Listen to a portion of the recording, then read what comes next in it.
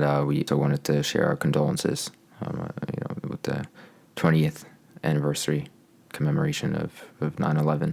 20 years. Definitely want to send condolences to all the casualties that stemmed from this event. Mm-hmm. Definitely.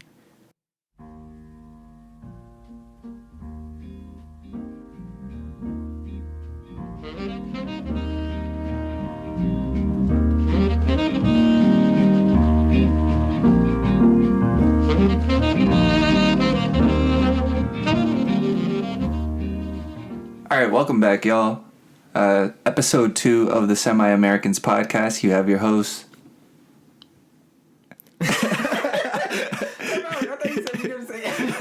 Yeah, you have your host. Why did you stop?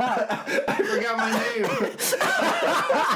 Oh no! I love it. We're keeping that in there. It's gonna be really loud. We'll have to mess with the vocals, but so you have your host Eddie the Petty, Manny Flacco.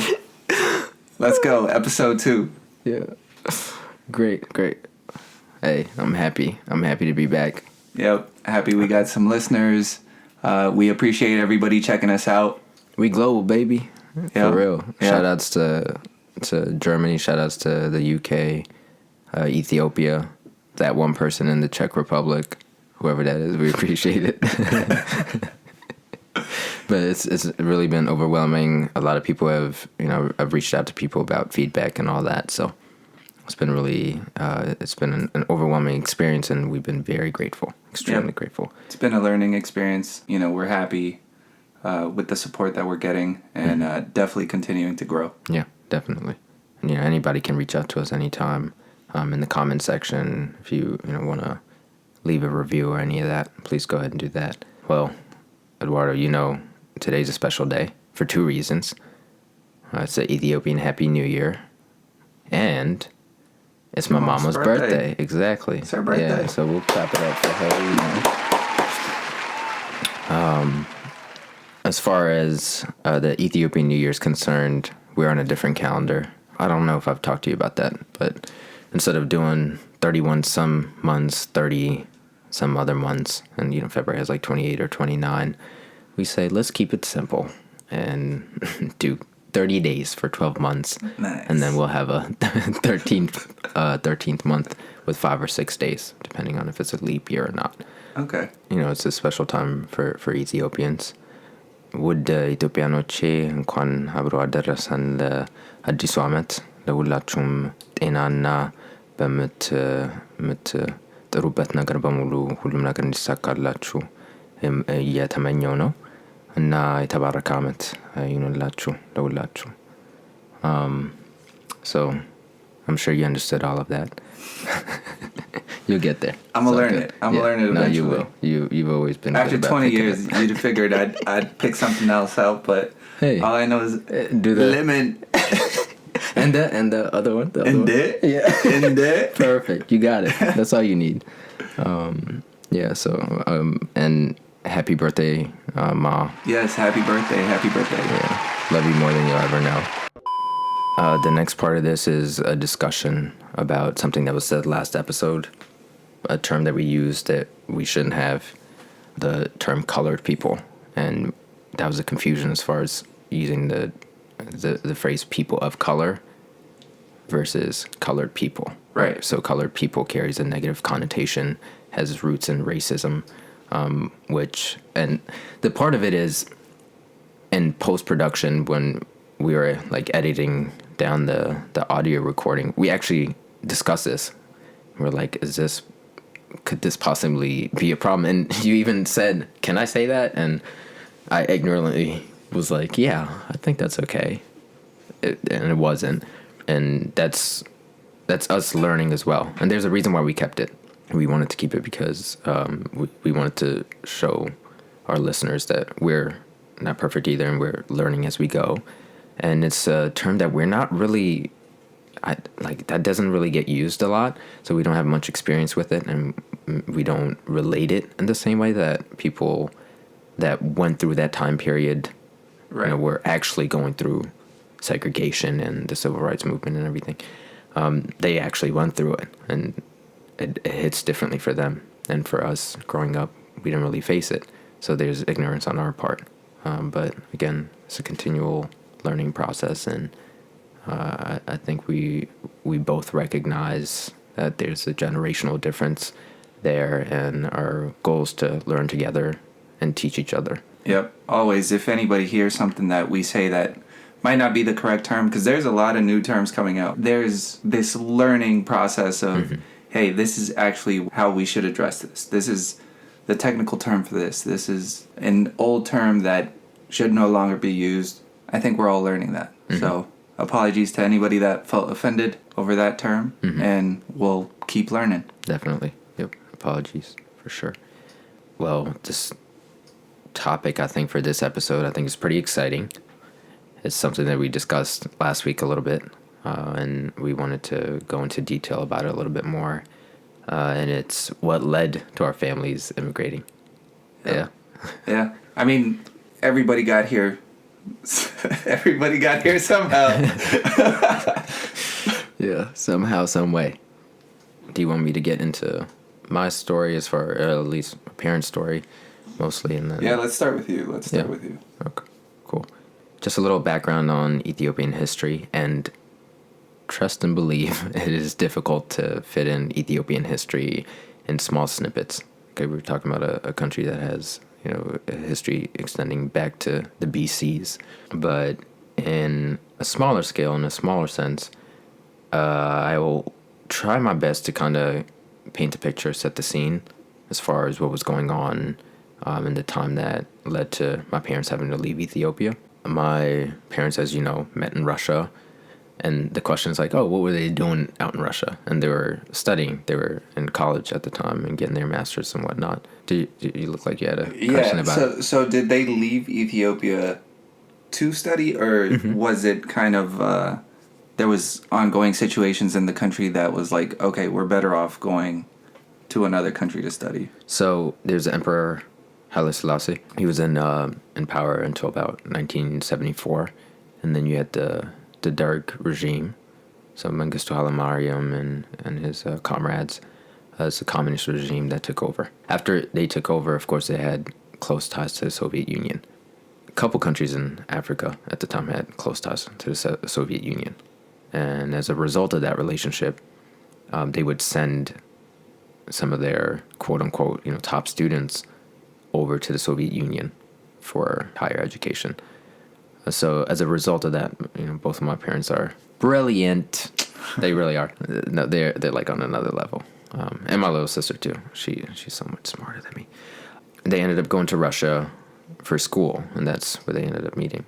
But it was because Ethiopia was a communist nation at that point in time, had a close relationship with the Soviet Union, and they would send out a lot of Ethiopian, like college students out to Russia. Now, when they got back to Ethiopia, so we're talking like circa like 92-ish, okay?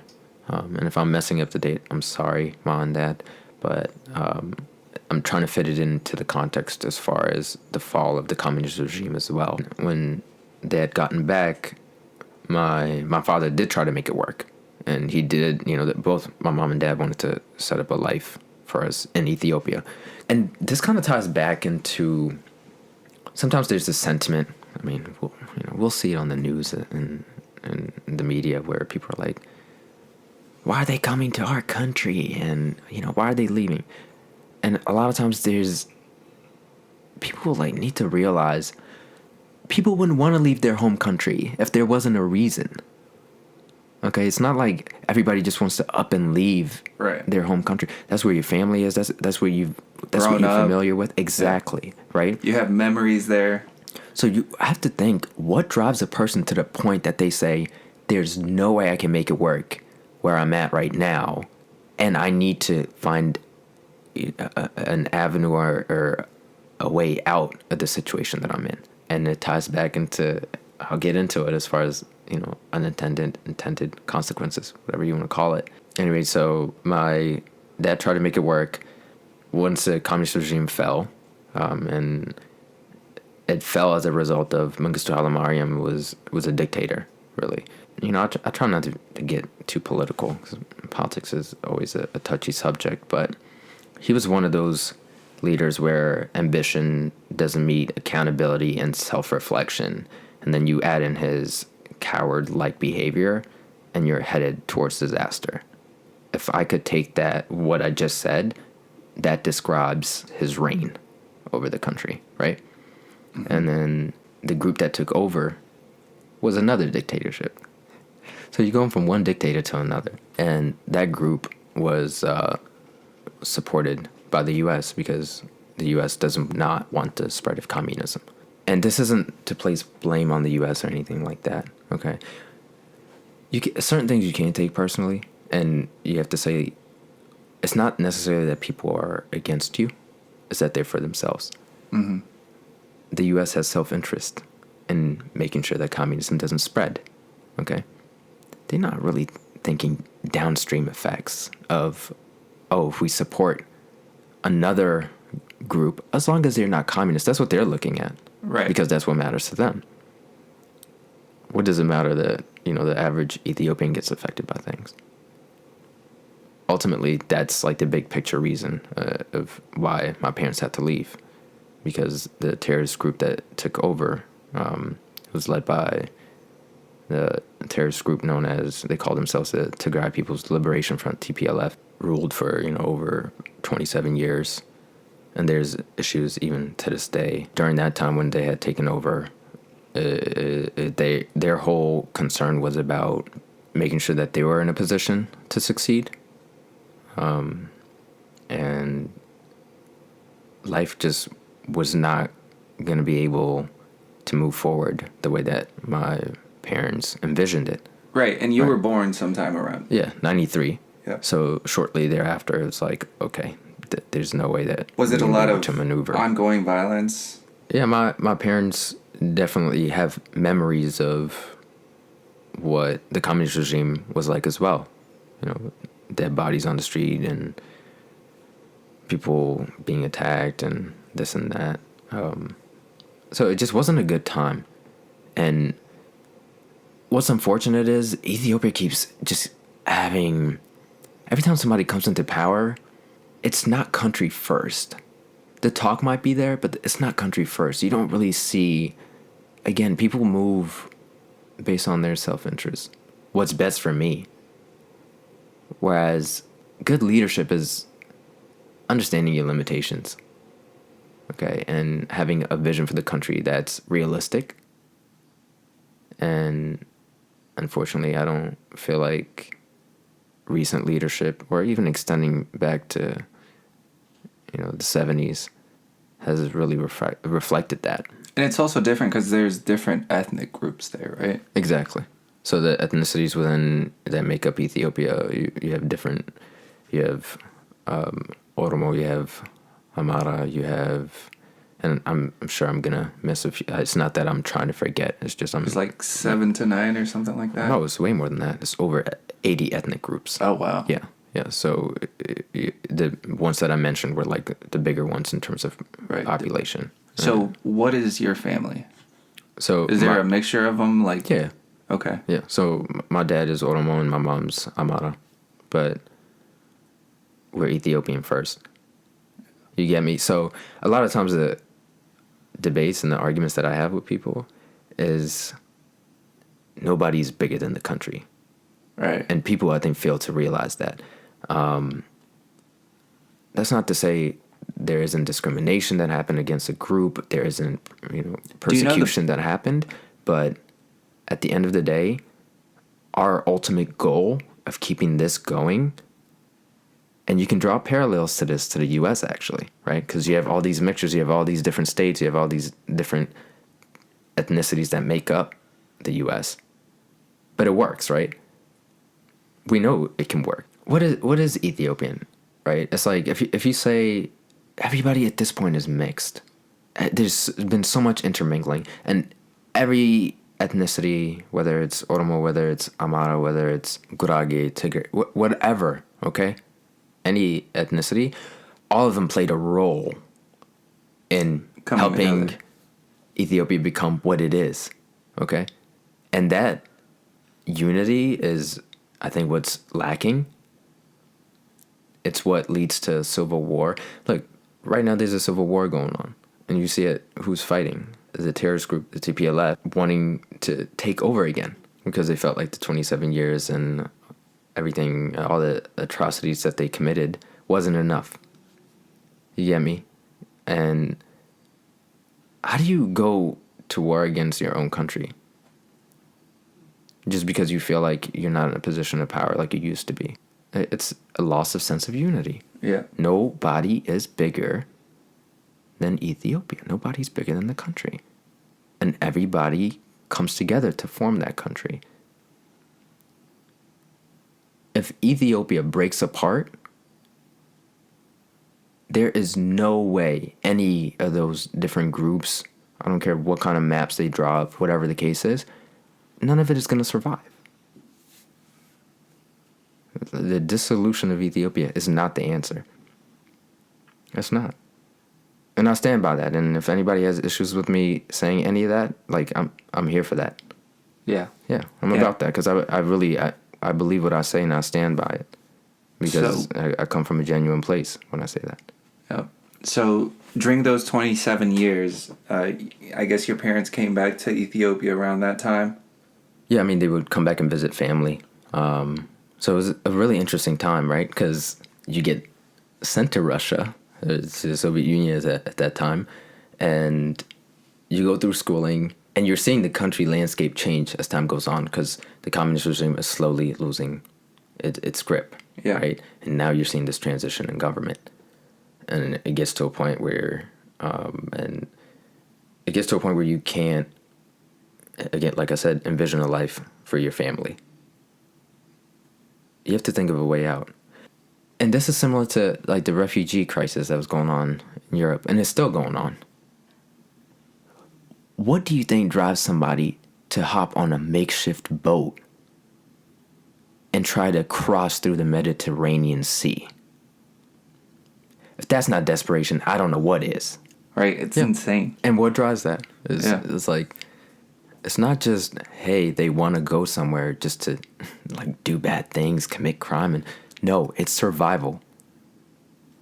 I promise you, if, God forbid you were put in a position where it's the survival of your children, you will do anything possible to make sure that your children survive. That's what drives it. Yep. Yeah. So your so parents they ended up going to Germany. Yeah. Yep. After that, and you were born. Yeah. After a at year. that point, I was one. Mm-hmm. Yeah. After a year, your dad was like, "No, we can't. We can't make it here." Mm-hmm. And once we got to Germany, we were refugees essentially. So we lived in what they call Lager. Shout out to all the people that were there with us, and it's a group that we still, keep in touch with back in Germany. But it's just like an immigrant camp, and I think I showed you. You saw the video, and it's one small room for and we should probably family. post that video on. We'll see about it. On YouTube. We'll see. I'm shy, man. Now imagine you'd, in the perspective of my parents, right? You'd gone to school, you got your master's, you're educated, okay? You're starting all over again, new country, you're having to learn the language, you're restricted because of your status, your immigration status, and you have to maneuver and figure things out as you go. You're away from family, right? So there's no sense of family. You have all these different obstacles that are in front of you. And that's why I say, look, my parents are cut from a different cloth. And I think that's the case for most immigrant parents. They are really cut from it. It's a different fabric. Yeah, that's tough. That's a different DNA that they have, really, to get through everything that they've been through. So during our time in Germany, again, limited opportunities as far as what they could do as far as their career's concerned. Like, kids think about, I don't know, your biggest worries maybe, man, I really like that toy. Not to say my parents, I had a pretty cool car collection. Like it was pretty nice. But like I grew up different because I had to grow up. Yeah. Like I'm 4 or 5 years old and I'm worried about deportation. Like that's Yeah. I got 4 or 5 years old with grown man problems. Yeah, Like, no, one of the stories that my mom always tells me about you must have been like 8. She always mentions that one day you were acting a little bit sad, and she asked you. She was like, "What's going on?" And like you kind of broke down in front of her and told her, "Hey, I'm afraid that the situation that I'm in, or that my family members in, they're saying that she might get deported." At 8 years old. Yeah.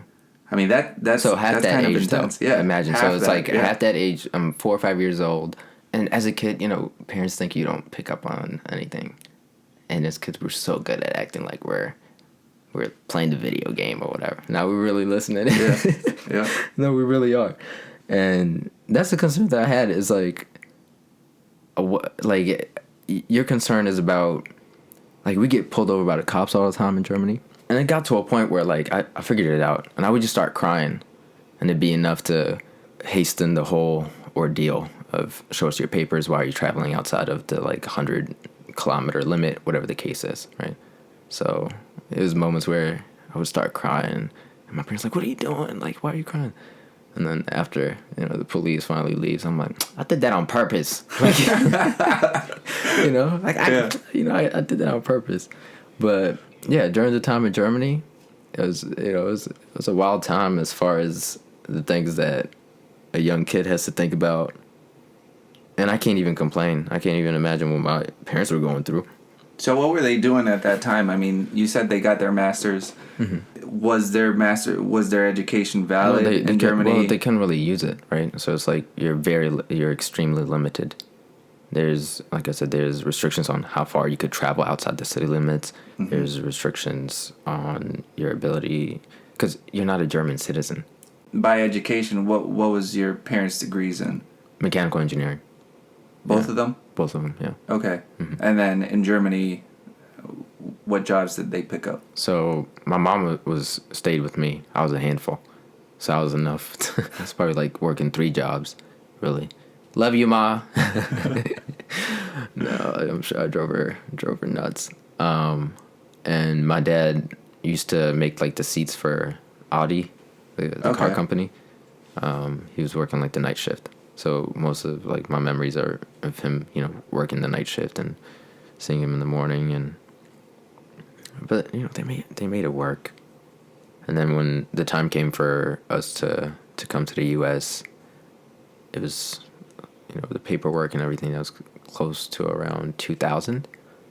And we came here January 2001, landed in Houston, stayed with my uncle for a little bit. But, my dad, man. My dad is fast moving. So we were out in Houston for maybe like 5-6 months before we ended up moving up to Northern Virginia. And at that point, he had said, I don't think there was a job my dad didn't work, man.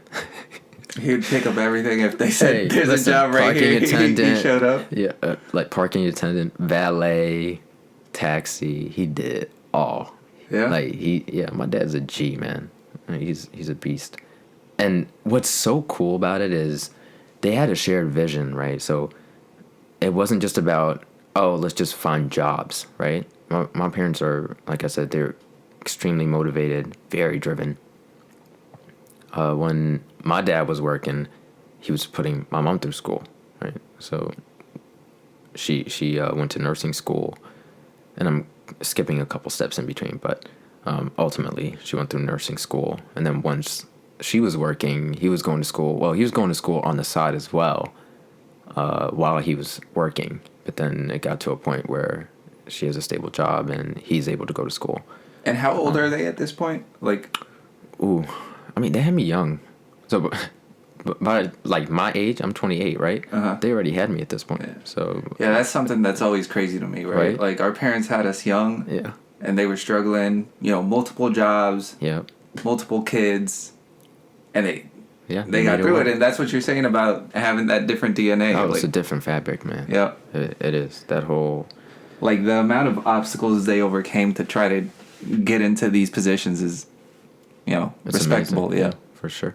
Throughout all this time, maybe not I always appreciated it, but there are definitely moments where I don't know, like you think about getting dropped off at school and stuff, right? And we're pulling up in a cab, and I think at that time my dad was driving like the Diamond cab or whatever. It's like bright yellow, black, it's noticeable. Yeah, it's not like a Uber. No, like no, it's now not. your parents could be driving Uber and you just pull up and Exactly. it's Back then it was like a whole sign saying Diamond Cab, dial this number with the logos, the little top hat. Yep, What is that exactly. thing? Yeah. The thing that lights up. Yeah. And after I left Ramsey, I was at a private school for a couple years. Not because we're loaded with money or anything, but they provided a opportunity for me, substantial like academic support as far as finances are concerned. And I remember being like embarrassed getting dropped off because I'm seeing like Lexus, Acura, SUVs and Audis, all these fancy cars, and here I am pulling up in a taxi, and there was a sense of like embarrassment. Yeah. Right. But then looking back on it, I'm like ashamed of the fact that I was embarrassed. I should have never been embarrassed. I should have embraced it. But like, yeah, this is my reality, and this is like where I come from, and I'm proud of what they're doing. But that's just like a random thought that I had, and it's definitely we have similar experiences, you and I do, as far as like unique things that happen when you're growing up in an immigrant household, and most of it, when you're looking back on it, you realize as you become an adult, right, as you're getting older, you appreciate it that much more. Like I look back and I'm like, wait, Mom, how did you do nursing school? And you were cooking for us, and you were doing this and that, Or like, Dad, how are you working like 18 hours a day? Still dropping us off at school, and it's just, they like never complained about it, and they made it happen because again, that fabric is different. Yeah. They're cut from a different cloth. Yeah, and not to say that they weren't stressed out either. I think that some of the struggles that our parents have gone through, they've internalized and maybe kept to themselves because they had to, right? Like nobody wants to expose their child to such harsh situations. Mm-hmm. So tell me a little bit about what led to your parents immigrating to the U.S. So just a little backstory. You gave a little bit of political backstory from Ethiopia. Mm-hmm. And I think politics plays a big role into the immigration of my family over here as well. Okay. So in El Salvador, there's 14 families. It's kind of like an urban legend, but it's really not. Like there's actually 14 families that kind of had ownership of most of the land in El Salvador since the 19th century. Okay. So like a feudal system. Yeah. Almost. Okay. Yeah, feudal system. There was still a lot of indigenous people in El Salvador in the 18th century. There's a big backstory to why there's not a lot of Afro-Salvadorians. Okay. It's mostly indigenous and white Salvadorians. There was a big law kind of making sure that there was no mixture of black people into the culture. Mm-hmm. It was a lot of, okay, well, there's a lot of indigenous people here. There's a lot of, colonial Spanish people here. Mm-hmm. And let's just mix those two. Let's not mix African into the Salvadorian culture, what have you. So like got excluded from society. Got excluded. They sent them to Guatemala. They sent them over to Honduras, that sort of thing. Mm-hmm. The economy was really based around either indigo or coffee. Mm-hmm. And because it was a feudal system, the people working the land, all of that wealth went up to these 14 families. Okay. So sometime in like the 1930s, there was a revolutionary leader who came in and started talking with the chiefs of the indigenous tribes. And he kind of got them involved in the government and politics. But these 14 families, they had political control, they had military control, all of that. Mm-hmm. So they were supposed to have a peaceful meeting at some point.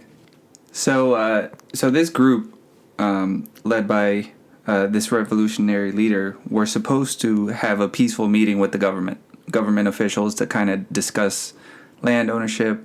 I mean, these people were working these fields essentially as slaves. And if they didn't work for these 14 families, then, it was subsistence farming. So they were supposed to have this meeting, and they say that there's estimates between 10,000 to 40,000 indigenous people and, revolutionaries died as a consequence of the military coming down and shutting down the revolution, essentially. So after that occurred, I don't know, there was like 50 or 60 years of just military power. Okay. So it's just being led by a total military regime. Yeah. I mean, they had presidents or what they called presidents, but these were all just like military officials in power, essentially. Got it. And, these wealthy families had family members within the military. So it kind of went about like that. Then in 1972, there was like this big fraudulent election. Another revolutionary leader was coming up. The ruling parties were just like, no, we won the elections, and they could do whatever they want at that point. They have control of everything. They have control of the military, of because it was a unicameral legislation as well. So they just had control, and people started like protesting again. Again, military came in, swept, kind of shut everything down.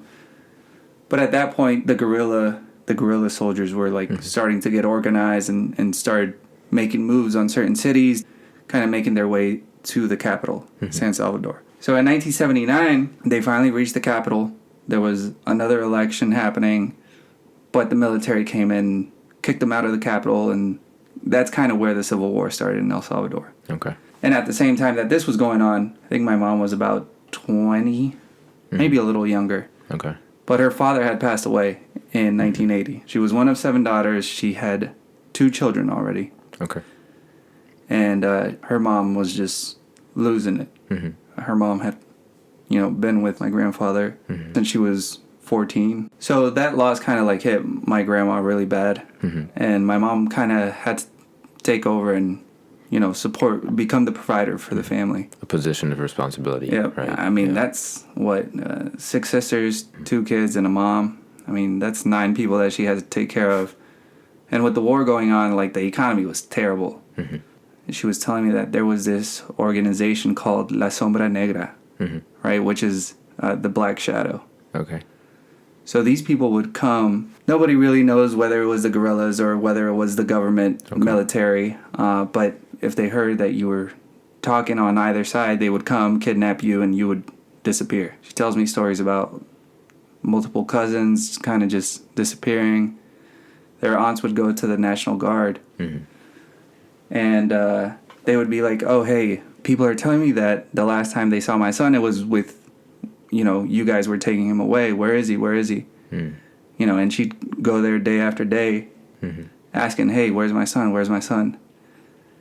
And ultimately, one day, the National Guard was like, if you want to disappear like he disappeared, then keep coming. Wow. So, the economy was really bad because people were scared of going to their jobs. They were scared of going out. If you were a young kid at that time, they would draft you into the military. Either side. Luckily, the city that my mom grew up in, there wasn't a ton of violence. Like, it wasn't one of the centers of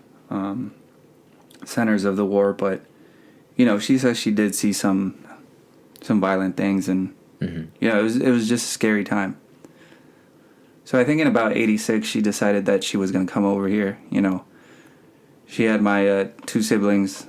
They were pretty young, too. What was the involvement of the U.S. as all this is going on? Because the thing is, the U.S. has immense reach, right? And when you have a reach like that, worldwide reach like that, the policy actions that you have are going to have a domino effect on things. Yep. Even if you don't really foresee it that way, right? Yeah. And I think we can draw parallels to how both of our families have been affected by policies that were in place by people we don't know, we don't have any association with. Right. So what was the U.S. involvement like in terms of El Salvador's?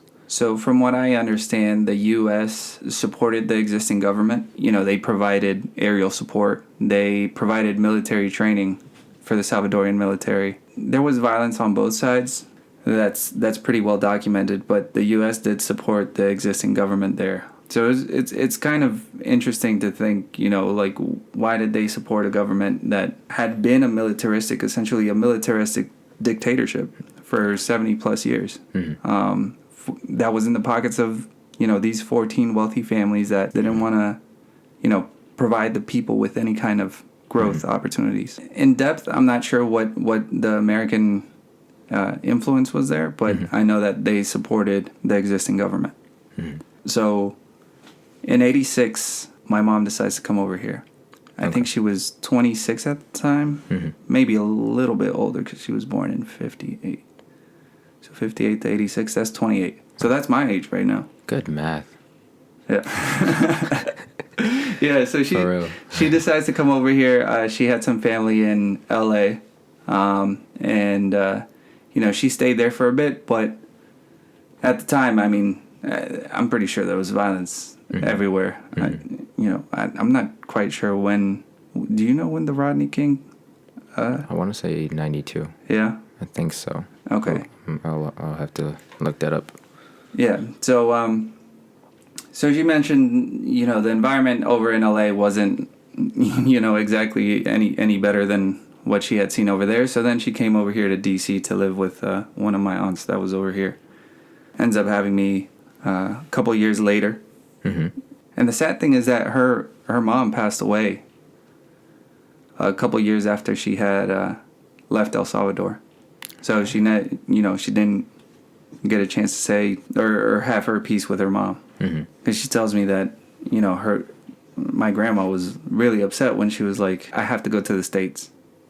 My grandma was just like, no, like, don't leave. Because my mom she's the second oldest, but she was the one that was kind of helping lead the family after my grandfather had passed away.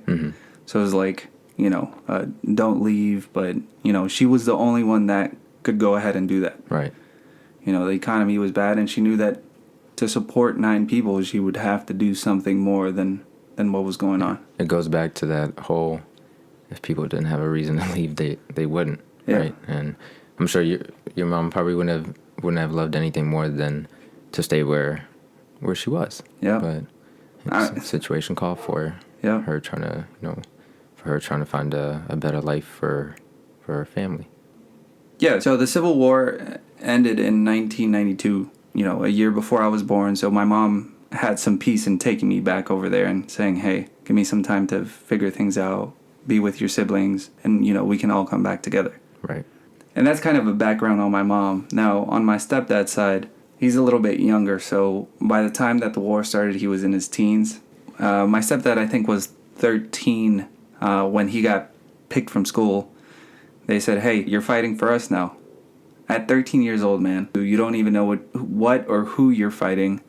I mean, I can't imagine the level of education that they were giving in El Salvador back then. Now technology has made it so that if we want to learn about the histories of our countries, we can go and find out. Of course, we're going to have to sort through a bunch of articles that are biased toward one side or another, but somewhere in between that, we can find what the actual truth is. Whereas back then, they had a newspaper that came out weekly or something, And at the same time, my mom was telling me that when, like, professors or teachers in schools would talk about, hey, this is a revolutionary movement, this is what's going on. This organization, La Sombra Negra, would come, kidnap them, and you'd never see them again.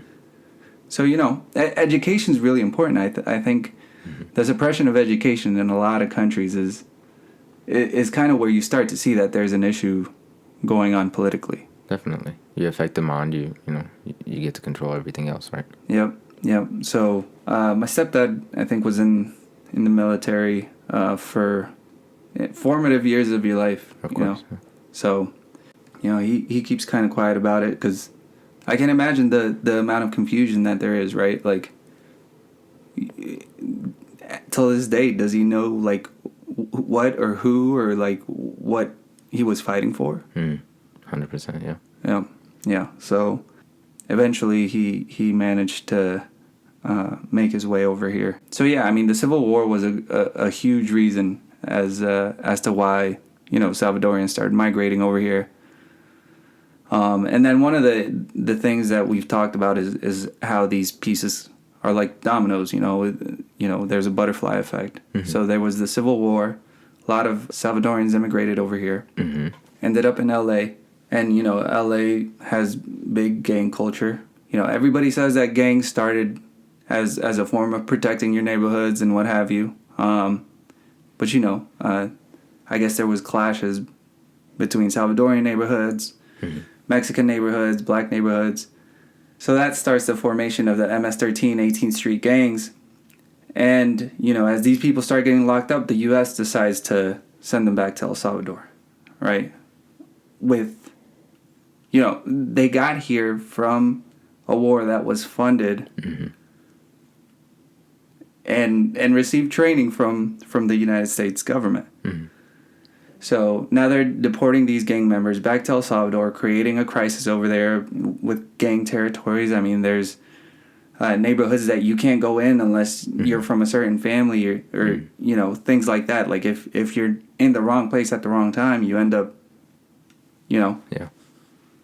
So that causes another wave of immigration, which is kind of like what we've seen in the past 20 years of like people escaping, you know, gang threats or you know, paying your dues. Mm-hmm. If you own a store down there, I don't know how it is now. Mm-hmm. No, I haven't gone back in like, I think it's been 13 years. Right.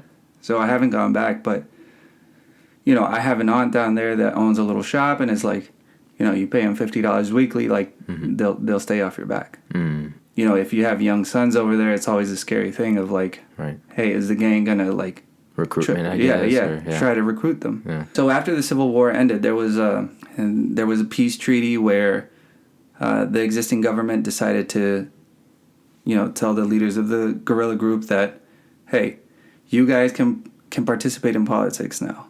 Like, it's just gonna be the one party versus the other party, the left versus the right.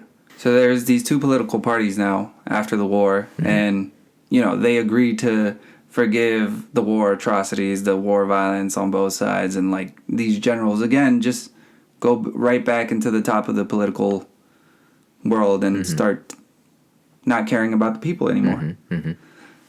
Mm-hmm. And it's hard to adjust when the United States starts deporting people back in, I think it was around 95, early 2000s that they start deporting these gang members. And the government just isn't flexible enough. Mm-hmm. And doesn't, I mean, the approval rating of the government at that time was like 20%. Mm-hmm. It wasn't until recently when we got this new president mm-hmm. That people really started to back him. Mm-hmm. And it's interesting, right? I read the news now and they're like, oh, he's a dictator. Mm-hmm. He's taking away democratic rule. Right. But he's got 90% approval rating, mm-hmm. you know. And, I mean, he's walking a very fine line. Mm-hmm. Like, I feel like he's walking a very fine line because, you know, he's increased military power, mm-hmm. Which, you know, military rule in El Salvador for, mm-hmm. you know, how, you know, the people aren't that trusting. But at the same time, he's, like, cleaning up the streets, cleaning up corrupt politicians. And he's, you know, his approval rating's up there. You know, the economy is doing a lot better. He's having a lot more growth in the country. And it's like, hey, is this what's needed right now? Just because, you know, there's this been long running thing of the wealthy people that were these landowners are the ones that have had political power for so many years. Mm-hmm. Does a system like the one that United States has where, you know, we have the president, Congress, the Supreme Court, does that always work in these smaller countries that don't have that, you know, haven't reached a level of education where, you know, people can communicate these ideas clearly and kind of make a movement? Because there's a lot of fear with, like, movements from all of these massacres, you know, these revolts that were happening, mm-hmm. you know, they were always squashed by the military. Mm-hmm. So there's a big fear of that. The way that things are changing makes me hopeful and mm-hmm. makes me want to go back there and kind of see what impact I can have on that. Because, you know, my mom, my stepdad, mm-hmm. you know, they all want to go back there.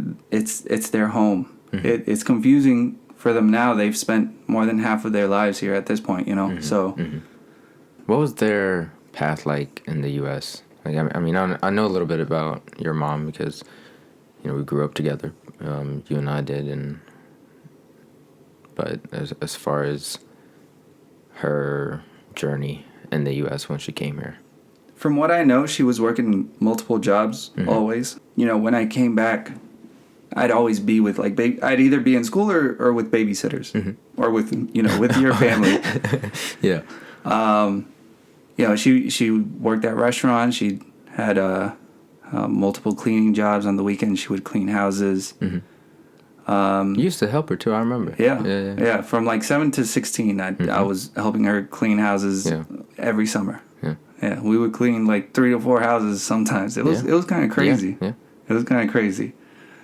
No, but she worked her way up. You know, she started off as a salad prep person and then worked her way up to sous chef. And like 15 years, she was right next to the chef, kind of preparing menus and, you know, ordering whatever they needed for dinner that evening. But, you know, she was always working hard and pretty successful at what she did. When she transitioned out of, because once my stepdad came into the picture, he was working construction, and she told him, "Hey, you know, take care of your son. You know, you don't have to work. Just make sure that he's being set up to have a successful life." And just like you said, with your dad driving a cab and taking you to school. For me, it was like, you know, when we were in school and they'd be like, "Oh, what do your parents do?" Be like, "Oh, you know, my mom's a cook. My dad works construction." And there is this like slight feeling of embarrassment of like, oh, you know, when you're younger though, right? Yeah. And it's crazy.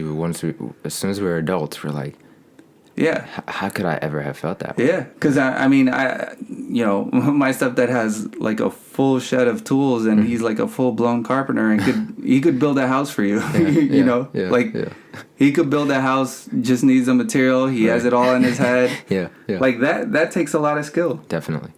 Yeah, and my mom could cook up some nice rice. Not more than rice though, but.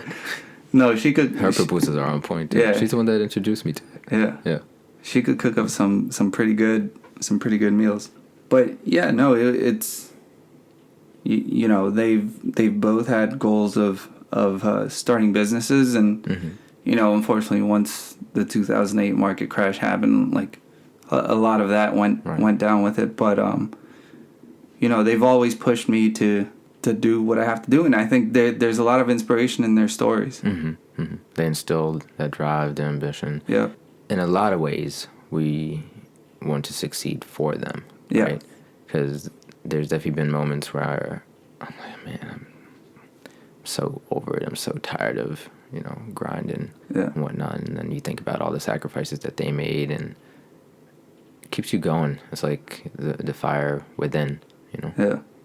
Yeah, and I mean, to think that my mom came here at the age that I'm at right now with 2 kids in a foreign country, not knowing the language whatsoever. Right. Yep.